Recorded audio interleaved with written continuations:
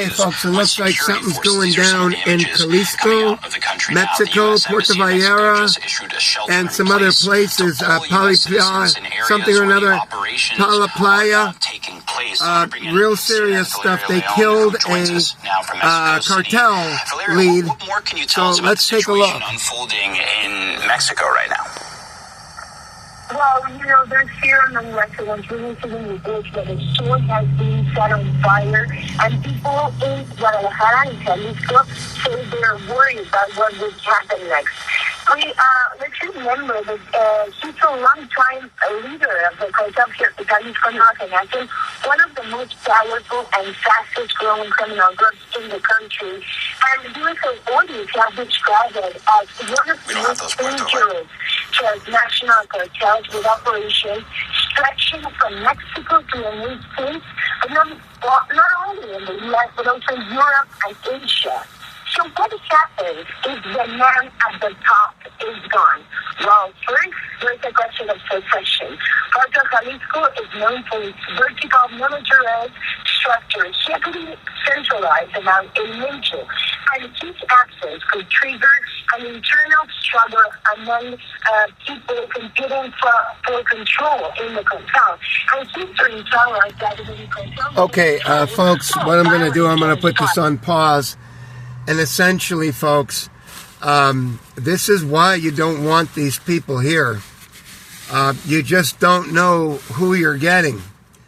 And unfortunately, there was something that happened like this, and it was called The Night Chicago Died.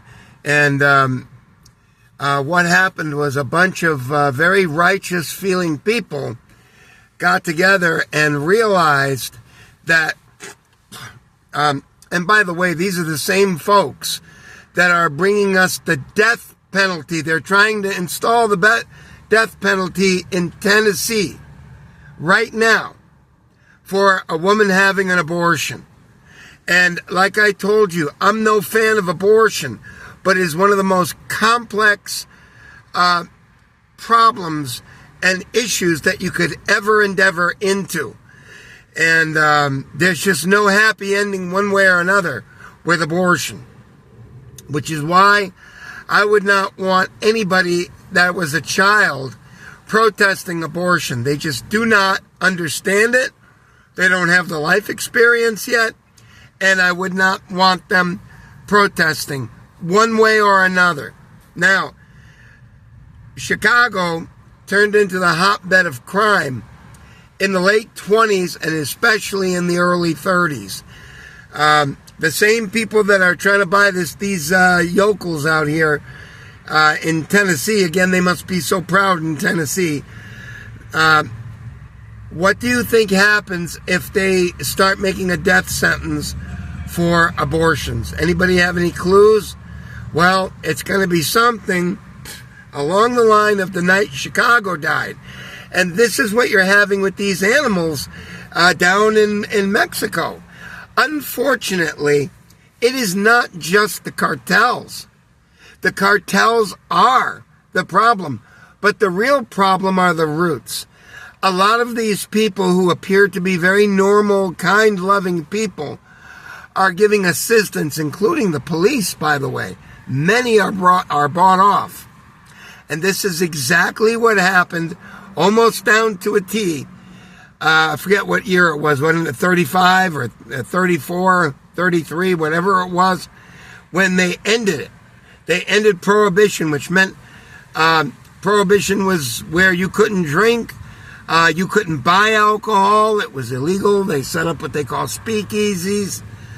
And essentially what happened was, because the average people could not get alcohol of any sort, the same thing, these cartels, which were called mafias, and these mob men would go out and get a boat, and they would travel somewhere, and other nefarious means to get alcohol, pay an elevated price for it, and distribute it to their safe distributors network. And they probably charged 6 to 8 times what the alcohol was valued at.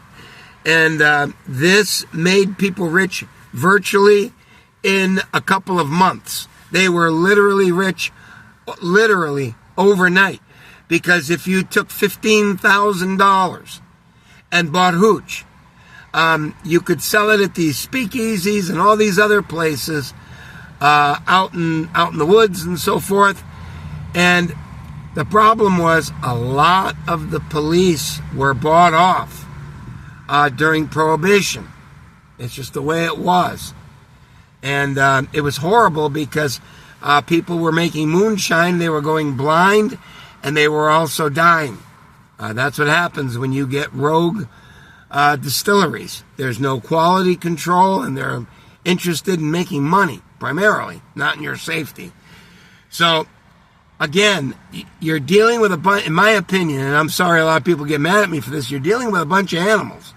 And many of them are involved with these cartels, one way or another. And until you get serious with it, this is going to continue on merrily. And it's the same way with the protesters. I told you, somebody has to win, somebody has to lose.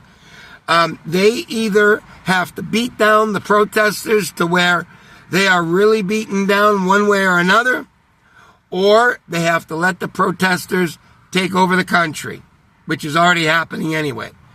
And it's going to be the same way in Mexico, because it is so bad.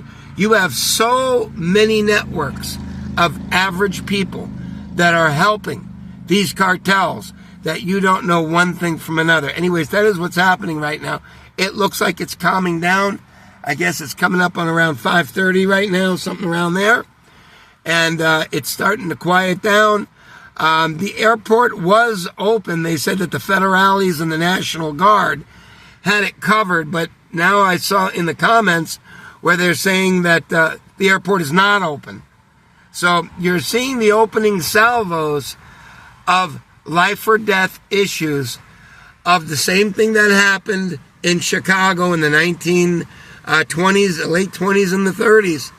So get ready, folks. And these are exactly the kind of people that you want coming in your country without any checks. Not that you could check these animals. You can't even check them.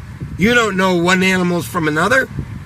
So I'm sorry. I know a lot of people are going to get upset about this. This is why you don't have this massive influx of people. We have no idea who they are or what they're trying to do. Take care, folks. Subscribe. Be nobody. And I will see you shortly. I'll give you an update on this in the morning. It's probably going to be all over with. Or it could go on. Who knows? Take care. Bye-bye.